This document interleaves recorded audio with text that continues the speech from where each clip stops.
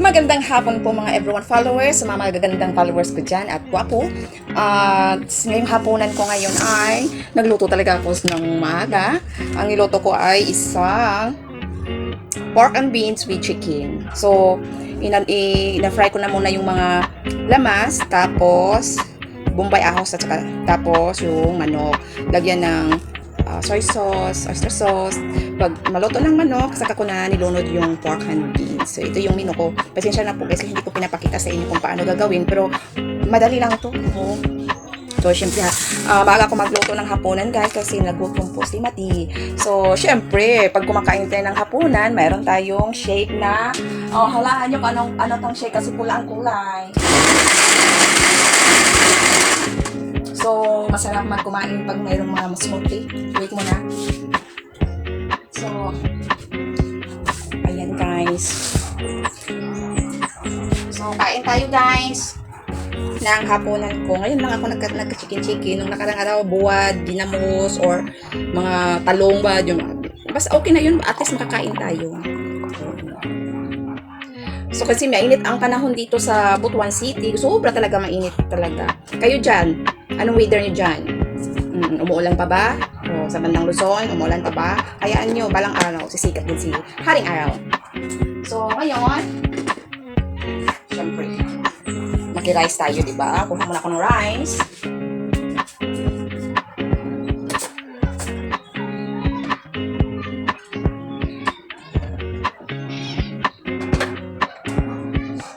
Bago ng rice. Gusto ko talaga ng plain rice.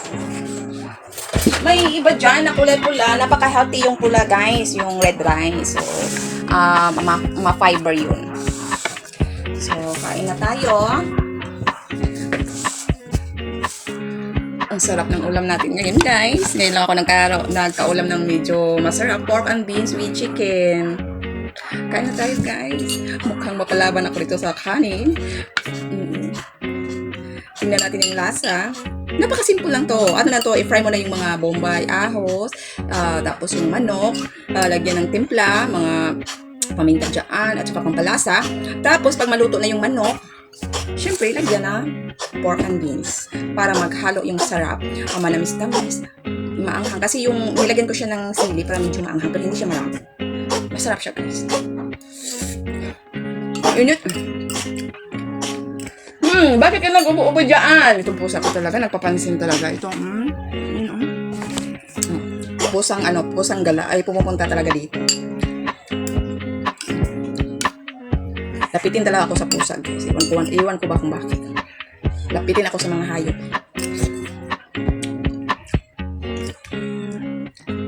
Masarap siya, guys. Niluto ko talaga ang manok para pag, yung texture niya, malambot. Sarap guys. Napakalambot talaga ng Tingnan mo guys yung niya, yung sa chicken niya.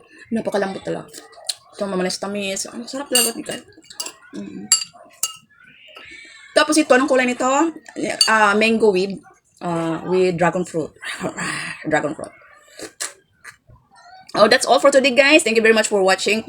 And don't forget to like my video and subscribe. So, magbakas lang kayo guys sa comment down section. So, bye-bye. See you next vlog.